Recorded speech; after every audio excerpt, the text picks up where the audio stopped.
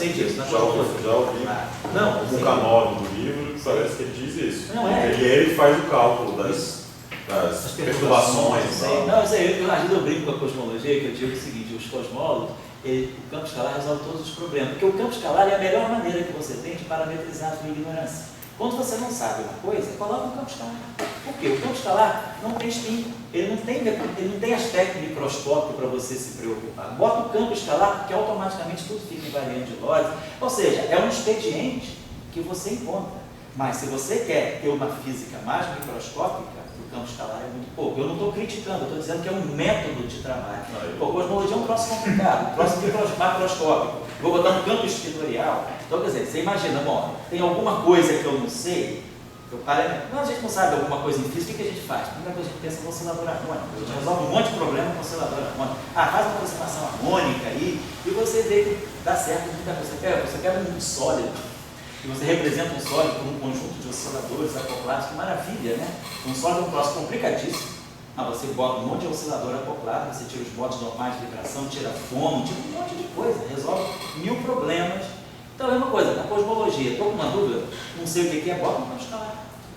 No mínimo o campo escalar vai fazer alguma coisa. E a primeira aproximação. Depois você vai dizer, o campo escalar, ele é suficiente, tem uma física mais microscópica, então de repente esse escalar é composto. Esse escalar pode ser composto de férmions, então aí eu já tenho uma estrutura mais fina do meu fenômeno. Mas eu acho que a primeira abordagem é pensar no campo escalar. Estou vendo que foi a primeira abordagem dos anos 80, faz 30 anos. Faz 30 anos. E ninguém inventou outra, e as outras que inventaram, mas somaram outro campo escalar. Mais campos Por isso escalares, que eu fico curioso com essa coisa do Higgs ter vários componentes, mesmo que não sejam componentes espaciais, porque do jeito que eles constroem, é um componente dessa do Higgs. Eles botam dois campos escalares, φ mais e φ. Você pode pegar dois campos escalares, exatamente, da cosmologia, e agrupar num nucleide de Higgs. Eles fazem isso e parece que dá certo também. Isso. Mas tem outra cosmologia que... Agora, a gente se pergunta, por que a cosmologia dá tão certo com o campo escalar? Porque a cosmologia é macroscópica. Você não está interessado em analisar o interior da matéria da estrela. Você está pegando aquela... Bom, para a cosmologia, o universo é homogêneo e isotrópico. Então já é um grande progresso. Do momento que o universo é homogêneo e isotrópico, você está dizendo, eu estou desprezando toda a estrutura microscópica. Então, se você despreza a estrutura microscópica, você não vai precisar de um espinor, porque o espinor ele testa para você o spin que se acopla com a torção. Você vai, bota um campo escalar, já que o universo é homogêneo e isotrópico, eu estou dizendo, ó, eu vou fazer física com campo escalar. O que estão querendo descrever hoje em dia com o campo escalar, o que eu acho um contrassenso, são as anisotropias. Certo. Porque o que está querendo agora, aquele momento, do pré-CMB até o CMB, eu concordo. Que é o que se estuda há 30 anos. Aí você tem eu já acho que a gente devia estar estudando antes disso, que era para a equação. Mas, esse período, que tem milhões e milhões de trabalhos, se estuda isso, se estuda com essa hipótese de trabalho dos campos escalares, e o que eles querem é descrever o que nos anos 90 era homogêneo isotrópico, que hoje em dia não é mais. Está cheio de manchas que ninguém sabe de onde vem. E ficam tentando descrever, botando efeitos nesse campo escalar. Em vez de tentar pensar, talvez se eu for... Tem um cara que estuda teoria de campos, está dizendo que tem várias simetrias, várias possibilidades bizarras de campos que podem dar físicas diferentes. Exato. Não, você pensar, se você tem anisotropia, é razoável você pensar se a anisotropia, acho que aí talvez, não sei se tem métodos para determinar, métodos experimentais que eu digo, mas se você tem uma anisotropia, você tem como fazer uma análise multipolo. Então você começa a ver, sabe, eu tenho dipolo, qual a estrutura dominante é dipolo, é quadrupolo. Se eu tenho uma estrutura dominante de quadrupolo, é porque você deve ter algum tensor de rank 2. Se você tem uma estrutura de dipolo, então você deve ter campo vetorial. Dipolo está associado a campo vetorial, porque dipolo que é um vetor. Então você tem monopolo é escalar. Mas aqui tem um monopólio de dipolo, mas aqui entre o escalar e o CMB, entre a pós-inflação e o CMB, tem um monte de coisa que acontece. Né? Então você tem que dar conta de tudo isso. Então eles fazem esse cálculo dos multipolos e tal, e é assim que eles preveem o que sai do campo escalar são essas perturbações que eles veem através disso que você está falando. Eu acho que olhando pela estrutura pela expansão em multipolos, você, pelos multipolos dominantes, você pode saber quais seriam os campos dominantes. Quer dizer, se você tem uma estrutura monopolar, você tem um escalar. Se você tem uma estrutura dipolar, Mas até que ponto dominante é dominante? depende da tua ordem de precisão, dos teus experimentos, né? Depende de como você, teus cálculos teóricos, até que nível você pode ter um cálculo teórico preciso e até que ponto você tem as suas barras de erros experimentais. Até que ponto você confia que os desvios, por exemplo, do teu cálculo teórico estejam dentro da tua barra de erros. Mas a minha pergunta é até que ponto em expansão de multipolos eu posso verificar... Pronto, o dipolo tem essa estrutura, então o dipolo define um vetor. Se você tem um quadrupolo, na verdade você está definindo dois vetores, você tem uma estrutura. Então, se você tem dois vetores, você tem uma estrutura tensorial. O quadrupolo deveria ser uma estrutura de tensor simétrico. Então, se você sabe, aí vai depender, de repente, em certas regiões do universo, você tem uma anisotropia que é mais fortemente dominada pelo quadrupolo do que pelo dipolo. Então, naquela região é melhor você colocar um campo tensorial. Tudo veio do mesmo lugar. Oi? Mas a ideia é que tudo veio Escalar. da mesma... Porque quando você começou a hipótese de trabalho com tudo bonitinho verde, aquele mapa verde, você também está tudo vindo do mesmo lugar, né? Você está vindo do mesmo lugar e está indo para todas as direções, na mesma velocidade. Então você pesa muito. Tem uma entropia. Mas aí quando você começa a ver essas manchas, as manchas são na mesma região. Sei. Não é? Não estão medindo outra coisa, estão medindo a mesma coisa, Sei. só com mais precisão, como você está falando. Quando eles veem quanto mais precisão, cada ano que sai um resultado novo, é mais mancha que aparece. Sei. Ou seja, eles estão detectando os outros polos, os outros multipolos aí, que existem naquele momento do semi-D mesmo. Certo. Então, o fato de eles estarem detectando mais coisas não está mudando o problema, está aumentando o problema. Simplesmente você está vendo mais coisas. Está vendo mais detalhes, você está dizendo. Pois é, então, se eu tenho a possibilidade de ver mais detalhes do campo, então sai do campo escalar. Sai do campo escalar. Sai do campo escalar. Eu sei que os cosmólogos me trituram quando eu falo isso, mas não é por assim, não estou falando isso por arrogância, não. É só para a gente entender. Eu digo, na hora do sufoco, você corre para o campo escalar. Na hora que você tem que se salvar, você pega a tua mochila, não quer nem saber se tua carteira está dentro. Você sai correndo, né? Você que gosta de um incêndio, de botar fogo ali nas coisas, faz essa comida que queima, né? Então, na hora do sufoco, tu pega a mochila e sai correndo. Agora, se você tem tempo assim para pensar um pouquinho mais, como você está falando, a cada ano que passa você vê mais manchas. Então, a cada ano que passa você vê mais multipolos na tua. Então, você vê que você está aumentando o contingente de campos. Talvez seja por isso que o Murray, quando ele fez essa teoria das perturbações cosmológicas, né, no fundo ele está tentando arranjar um jeito de mapear essas anisotropias, quer dizer, ter uma descrição mais microscópica das anisotropias. Na teoria quântica de campos, mas quando a supercondutividade ainda era um fenômeno meio assim, desafiador, era mais desafiador do que é hoje. Hoje ainda é desafiador, mas no início da década de 50, quando a supercondutividade era mais desafiadora, o que Ginzburg e Landau fizeram? Não sei o que está rolando, botam o campo escalar. Botaram o campo escalar, fizeram o modelo de Ginzburg-Landau, chegaram aos vórtices de Abrikosov, chegaram às transições, às interações de vórtices, ou seja, eles tiraram uma física muito rica sem saber o que era o campo escalar. Aí, alguns 4 anos depois, veio o PCS e falaram, não, olha, esse escalar do Ginzburg-Landau, ele é bom para uma situação mais macroscópica, mas se eu quiser ter uma descrição microscópica do meu supercondutor, esse escalar já deixa de valer. O que está dentro do escalar são 2 elétrons acoplados, ligados por uma interação atrativa de fônons. Eles se repelem eletromagneticamente, mas quando eles passam pela rede, eles balançam a rede. A rede gera fônons, e esses fônons fazem com que eles se atraiam vencendo a repulsão.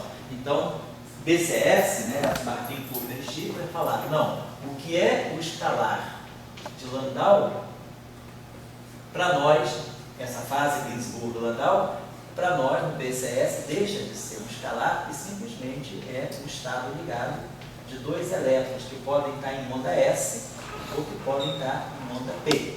Então, você já deu uma estrutura mais microscópica. Você fala, então não é bem um escalar. O escalar é bom para descrição macroscópica, transição, mas para supercondutor a temperatura é muito baixa. Quando você vai pegar supercondutores mais elaborados, você precisa de uma teoria microscópica. Então, o que está dentro do escalar de Ginzburg-Landau não é mais um escalar, é um par de elétrons. Com carga 2 carga negativa, carga -2, é um elétron com outro elétron. mas acoplados pela troca de fônons, que faz a interação atrativa. Então você ganhou alguma coisa, deixou o escalar. Então, quer dizer, vamos dizer, a cosmologia pode estar passando por esse ponto. O que é um escalar hoje, amanhã poderá ser um composto, por exemplo, de campos espinoriais. Mesmo nós da nossa área, o Higgs, para nós, é um expediente também. Qual é o grande problema do modelo padrão? Agora que descobriu o Higgs, é que tudo começou. Agora você vai dizer, estamos no ano zero, porque significa que o Higgs apareceu. Mas o modelo padrão, ele não te diz nada, ele te diz que é um escalar. Por decreto você coloca um escalar. A questão é, na natureza, parece muito difícil de você ter um escalar elementar. O que é elementar na natureza é fé. Escalar sempre é composto de fé. Então a questão que a gente se coloca agora, será que o Higgs não é composto? Hoje a gente vê o Higgs elementar. Parece que ele é elementar. Mas o LHC está aí para trabalhar em cima do Higgs e ver se daqui, ele vai rodar até 2030 mais ou menos, sei lá, se daqui a 10 anos a gente começa a ver uma estrutura interna para esse Higgs. Então, hoje ele é um escalar. Hoje a gente está no nível do Ginzburg-Landau. A gente descreve o escalar do modelo padrão como sendo um escalar elementar. Daqui a 10 anos pode ser que a gente descubra, não, esse escalar não é elementar. Ele foi formado por uma nova interação, tem uma interação muito forte entre férmions mais fundamentais que se acoplam para formar esse escalar que a gente diz que é o Higgs, entende?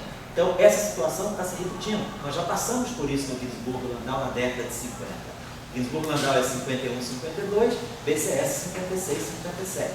Então, depois de 5 anos, se descobriu que aquilo que o Ginzburg-Landau não sabia, assim, que eles não sabiam, que eles souberam descrever, tem uma transição de fase que faz o metal transitar para um supercondutor. Ele deixa de ser um condutor e passa a ser um supercondutor. Eles propuseram uma descrição através de uma função de energia livre e disseram que essa energia livre é função de um campo escalar. Então, quem faz a supercondutividade não é mais conduzida pelos elétrons, mas ela é conduzida por um objeto escalar. Mas o que é esse objeto escalar? Eles não sabiam. BCS que foram descobrir depois. Ah, não, esse escalar são os elétrons que se emparelham à distância, se emparelham, quer dizer, tem uma correlação do espaço dos momenta. Aí você vê que um elétron que está aqui e um elétron que está a cerca de 3.000 angstroms de distância dele, eles se correlacionam, organizam os seus spins e deixam de conduzir aleatoriamente, passam a se conduzir coerentemente. E outros daqui fazem a mesma coisa, então você começa a criar um fluido e faz a condução sem efeito Joule. Então você faz a supercondução. Mas eles descobriram que o que está dentro do par de Cooper é um elétron e o outro elétron. Não muito próximos, não. A distância, quer dizer, os elétrons correlacionados eles têm uma distância típica de 3.000 anos. 3.000 anos podem ser 5.000 camadas atômicas. Então, mas é um fenômeno altamente organizado. Então, você acabou descobrindo que o que era um escalar, que você jogou como escalar, vamos dizer, por uma ignorância temporária, hoje você sabe, não, é um estado ligado de elétrons. Então, assim pode ser, se quiser, a cosmologia, como ela trabalha com grandezas, com estruturas muito macroscópicas, é difícil você pensar num processo microscópico que dê conta de tudo aquilo. Então, você pega um campo escalar e mede, já que o princípio da cosmologia fundamental é que o universo é homogêneo e isotrópico, então um campo escalar resolve muitos problemas. Só dá para começar com a hipótese de trabalho que a coisa toda é macroscópica, depois, nesse caso da inflação, é muito peculiar para isso. Ele bota o campo escalar justamente para poder chamar o problema de macroscópico, porque se ele for a raiz da questão da singularidade, não sei o quê, vira um problema microscópico e ele com relatividade geral já não trata mais. Então, para evitar chegar a isso, você faz essa hipótese de trabalho. Ali em algum lugar que eu não quero mais saber, rolou uma expansão doida. Isso. E aí você entra com grande unificação. Não, e aí você tem um problema sério, porque nessa questão da expansão, quando você transforma uma coisa em macroscópica, você resfria um processo que você criou a teoria toda do Big Bang porque você achou que o começo era quente, porque precisa ser para produzir tudo. Mas quando você tem a expansão acelerada, iniciada por essa coisa, você não sabe como é quando ela era pequena, você só sabe que ela sai grande e que garante que o espaço todo seja grande, você já começa com um universo vazio, frio. E aí você vai termalizando, aí você cria um outro mecanismo teórico para explicar por que ele é quente. Me parece um contrassenso. Você tinha uma teoria, um modelo, né? Mas Você vê que, por exemplo, cada vez mais a cosmologia está se casando com a nossa área, com a física quântica, com a teoria de campo, porque a gente já começa a ver que por trás desses processos macroscópicos tem os processos microscópicos e você precisa desse processo microscópico, de repente, para ver a questão da inflação. Quer dizer, a grande unificação começa a ser para diferenciar modelos de inflação. Uma coisa muito importante para você ver. E aí eu acho que essa questão de simetria poderia entrar como regra de corte mesmo, de você dizer, ó, esse modelo não funciona simplesmente porque a simetria está ali, né? Eu acho que a questão grande agora é, através desse CNB, né, que eu acho que é o WMAC que faz essa leitura, né? Agora é o Planck que está fazendo a leitura das assimetrias. Sim, já ficou meio agora já é o Planck. Esse resultado de dezembro foi Planck, tem razão. O resultado de dezembro foi o Planck. Então, quer dizer, eu acho que agora é começar, eu acho que a cosmologia está entrando numa fase, né, que ela já está começando a pensar microscopicamente e a cosmologia já começa a ser um excelente parceiro da teoria de campo. Quer dizer, a teoria de campo deixa de ser só acessada pela física de partículas, a matéria condensada ela já está. Mas agora a própria cosmologia e a astrofísica começam a ser excelentes laboratórios para a própria teoria quântica de campo. Então a gente precisa da cosmologia, as barras de erro diminuíram, a cosmologia hoje é muito mais precisa e a astrofísica também. Então a gente já começa a ver, por exemplo, no âmbito da teoria de cordas, unificação, supergravidade, a gente já começa a ver modelos cosmológicos baseados em cordas, modelos cosmológicos baseados em quantum gravity, que aí você já começa a ver o casamento, né, da cosmologia, que você pode fazer observação, e aí você vai ver se aqueles dados que você produz na tua teoria são compatíveis com a observação. Então, você, por exemplo, se você faz uma cosmologia baseada em teoria de cordas, e você tem todos os resultados que a teoria de cordas te dá dentro da cosmologia, e aí você vai para o experimento e vê que aqueles resultados batem ou não batem, você pode dizer a teoria de cordas é ou não. De repente a gente pode não ter uma prova, né, não como comprovar a teoria de cordas num acelerador, na física de aceleradores, mas jogando teoria de cordas na cosmologia, criando modelos cosmológicos baseados em cordas, a gente tem experiências de cosmologia que de repente podem dizer que se a teoria de cordas é uma boa proposta. Não, eu acho que as coisas estão se casando um pouco nesse sentido hoje, até porque a cosmologia está enveredando numa física mais microscópica e a própria teoria de campos hoje ela confia na cosmologia para ser um teste para ela, já não confia mais só na física de partículas. A teoria de cordas dá muita coisa. O Linder usa a teoria de cordas para dizer como justificativa que a inflação é uma boa ideia, porque nas cordas saem altos campos escalares. Lembra das aulas do Brandenberg? Modelos de cosmologia baseados em teoria de cordas, baseados em Gorava-Lifshitz, gravitação quântica de Gorava-Lifshitz. Então, você começa a ver até diferentes modelos de gravitação quântica, qual é a influência deles na cosmologia, e aí com os dados cosmológicos você pode até também começar a direcionar a tua busca do que seja uma boa teoria quântica da gravitação. E aí você vai achar o gráfico. Até só que umas contas aqui, né? Vamos já saber o que a gente desculpa aí. Vamos acabar por hoje e a gente volta a se reunir semana que vem, se Deus quiser. E aí, vamos ver se a gente consegue, agora já que a gente fixou já o ferramental, dá pra gente agora caminhar. Obrigado, gente. Foi passado muito da hora.